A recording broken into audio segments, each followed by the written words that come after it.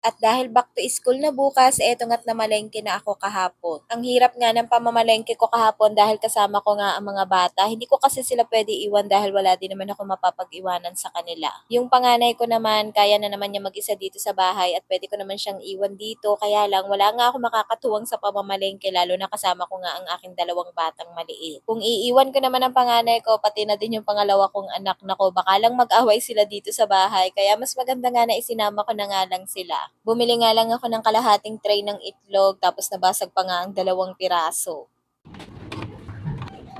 Good for 1 week na nga sana ang ipapamili ko kaya lang nagrereklamo na nga ang mga anak ko. Yung panganay ko, pagod na daw siya dahil ang bigat na nga daw ng dala niya dahil siya nga ang taga-bitbit ng mga pinapamili ko. Yung pangalawa ko naman nagrereklamo na ang baho daw at nasusuka daw siya. Buti na nga lang tong batang maliit, wala man lang karekla-reklamo. Kaya sana lang talaga umabot ng 1 week tong mga pinamili ko. Kami lang naman tatlo na mga bata dito. Tapos ito namang aking batang maliit, mga gulay pa lang naman ang kinakain nito. Matipid naman kami sa ulam at minsan nga hindi kami kumakain ng kanin sa almusal at nagtitinapay at nagkakape nga lang kami. Ito nga lang manok ang medyo madami-dami kong binili dahil ito nga ang ipapabaon ko kay ate sa school. Mas maganda pala talaga kapag mamamalengke na lang sa bayan, lalo na kapag hapon dahil nagbabagsak presyo na sila. Dahil sa 2,000 pesos mo, naku, madami-dami ka na talagang maipapamili. Baka nga hindi pa umabot ng 2K itong mga pinamili namin dahil kumain pa kami sa labas tapos namasahe pa kami balikan.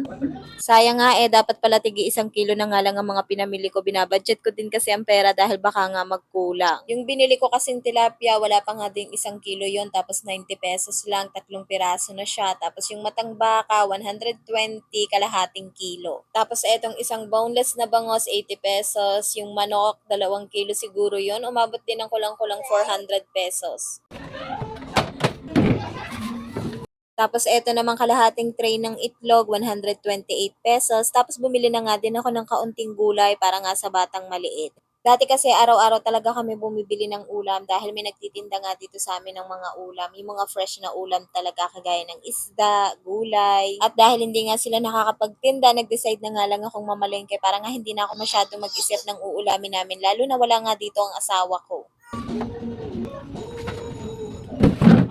Ngayon na nga lang ulit ako nakapamalengke ng budget namin na ulam na good for 1 week. At kapag hindi to umabot ng 1 week, alam ko na nga sa susunod ang bibilhin ko. Maliit nga lang din tong freezer namin, kaya hindi nga din pwedeng mag-stock dyan ng madami at hindi nga magkakasya. Para naman sa snacks ni ate, bumili nga lang ako nitong cheese at saka ham para gagawan ko na nga lang siya ng sandwich. Bago nga umalis ang asawa ko papuntang probinsya, nakapag-grocery na nga kami. Kaya eto na nga lang mga ulam ang pinamalengke ko. At sabi ko nga sa asawa ko, pagkakasyahin ko ang budget na iniwan niya hanggang sa makauwi siya.